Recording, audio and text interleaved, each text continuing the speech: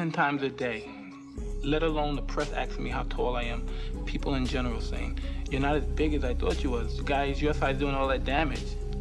I always thought you were bigger. A cocky giant pissed off Mike Tyson, and this is what it turned out to be. This is scary to watch.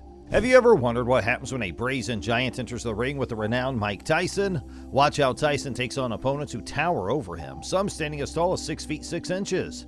Can Tyson's lightning-fast techniques and knockout power overcome these giants' height advantage? It's an exciting match that you don't want to miss. In January 1999, Mike Tyson made a comeback after a 15-month ban following his controversial actions during a 1997 match with Evander Holyfield. He secured a 5th-round knockout victory over Francois Botha, followed by 3 more dominant wins. However, a fight against Andrew Golota, another fighter known for his dirty tactics, raised concerns about whether the bout would remain clean. During the fight, Tyson started aggressively landing powerful punches on Golota in the opening seconds. Golota managed to withstand the assault using his height advantage and left jab effectively. Tyson's aggression intensified towards the end of the first round, and he connected with a powerful right cross, knocking Golota down. Despite getting back up, Golota was cut above his left eye and considered quitting. In the second round, Tyson continued his relentless assault, forcing Golota to clinch repeatedly. Although Golota tried to fight back, Tyson dominated the round on the judges' scorecards. Before the third round, Golota informed his corner that he would not continue and refused to fight, resulting in a technical knockout victory for Tyson.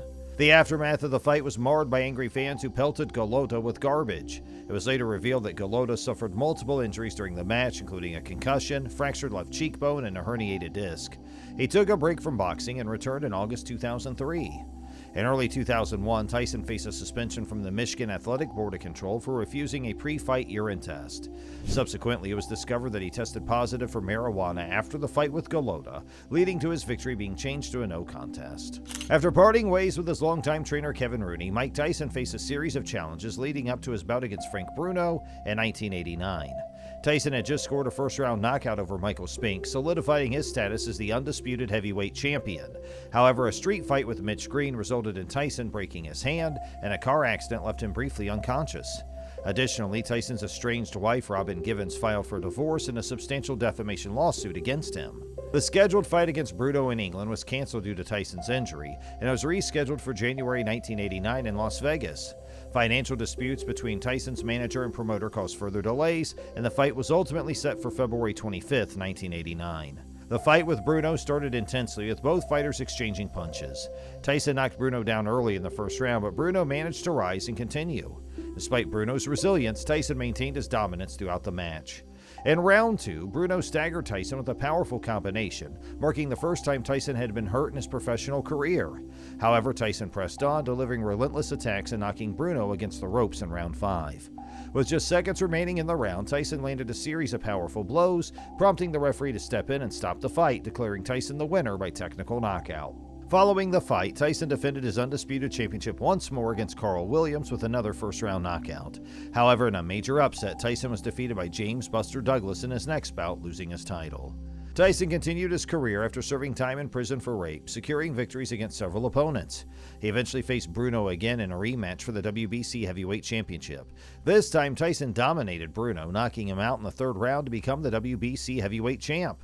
Bruno retired from boxing after this match. Mike Tyson faced a huge height disadvantage against his opponent Jose Ribalta, who stood an imposing 1.98 meters in one of the more remarkable demonstrations of his boxing prowess. Tyson, whose height was barely 1.78 meters, could have regarded the size gap as a considerable barrier. However, as the bout progressed, it became clear that Tyson's height was not a hindrance to his ability to control the ring. Tyson was only 20 years old when the battle took place on August 16, 1986 at the Trump Plaza Hotel in Atlantic City, New Jersey. Tyson had already established himself as a rising star in the boxing world, compiling a record of 25 wins, 23 of which were by knockout. Jose Ribalta, a Cuban boxer on the other hand, had a great amateur background and a respectable position in the WBC rankings. As the fight began, the audience was treated to a startling sight of the two fighters' significant size disparities. Despite being dwarfed by Ribalta, Tyson demonstrated his typical explosive footwork and head movement, expertly reducing the distance and exerting relentless pressure on his bigger opponent. Ribalta, mindful of his reach advantage, used his jab to keep Tyson at bay and maintain space. Tyson's amazing ability to slip blows and make his way inside, on the other hand, proved to be his most potent weapon. Tyson stunned Revolta with a thunderous uppercut in the second round, demonstrating his amazing strength even against a much taller opponent. Tyson continued to target Revolta's head with hooks and uppercuts as the battle proceeded, exploiting any defensive holes left by the taller opponent. Tyson's unrelenting assaults were not deterred by the Cuban boxer's height advantage. Finally, in the 10th round, Tyson landed a stunning left hook that knocked Revolta to the canvas, displaying Tyson's ability to create enormous power from a relatively short reach. Revolta struggled hard to stand, but the hit had taken its toll, and he was unable to overcome the referee's count, culminating in Tyson's knockout victory. The Mike Tyson vs. Lou Savarese boxing match, known as Tyson's Back, took place on June 24, 2000. At this point in his career, Tyson was making a comeback, having already completed 3 fights after his return on January 16, 1999. His previous bout against Orla Norris ended in a no contest due to an accidental injury to Norris caused by a punch after the bell. Tyson's next opponent was British journeyman Julius Francis, whom he defeated easily with a second-round knockout. The fight against Lou Savarese was initially scheduled to be held in Milan, Italy, but it was later postponed to allow Tyson more time to prepare. The venue was eventually changed to Hampton Park in Glasgow, Scotland. There were protests surrounding Tyson's return to the United Kingdom due to his previous rape conviction, but the Glasgow City Council voted in favor of allowing the match to proceed.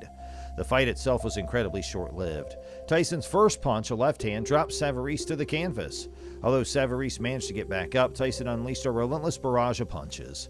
Referee John Coyle attempted to intervene and stop the fight just 26 seconds into the bout, but Tyson continued his assault, accidentally taking down the referee in the process. Eventually, Tyson's corner entered the ring, calming him down. The fight was declared a technical knockout victory for Tyson, lasting only 38 seconds. It became the second shortest fight of his career, the only one quicker being his 32nd victory over Marvis Frazier in 1986. Mike Tyson faced David Jaco, an enormous opponent standing at 1.98 meters in a quick but spectacular match. The bout took place January 11th in 1986 in Albany, New York, when Tyson was only 19 years old and still in the early stages of his career. As the two combatants squared off in the ring, Jaco's height advantage was obvious, but Tyson, famed for his unrelenting aggression and knockout power, wasted no time in showing his authority. Tyson unleashed a furious onslaught from the start, exhibiting his usual blend of speed, technique, and power.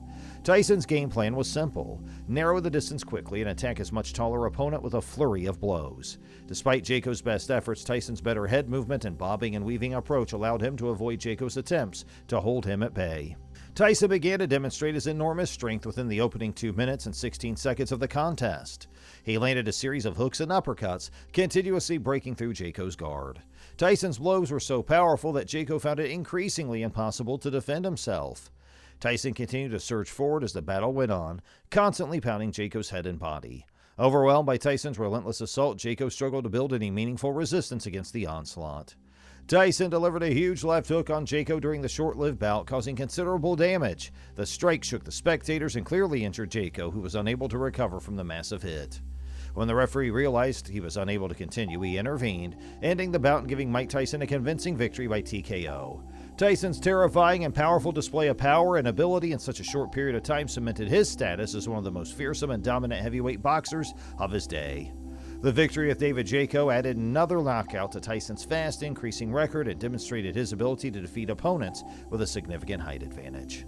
Thanks for watching! Which one of these fights was the most intriguing according to you? Share your ideas in the comments below, and don't forget to hit the like button and subscribe to our channel for more exciting boxing stories and sports analysis.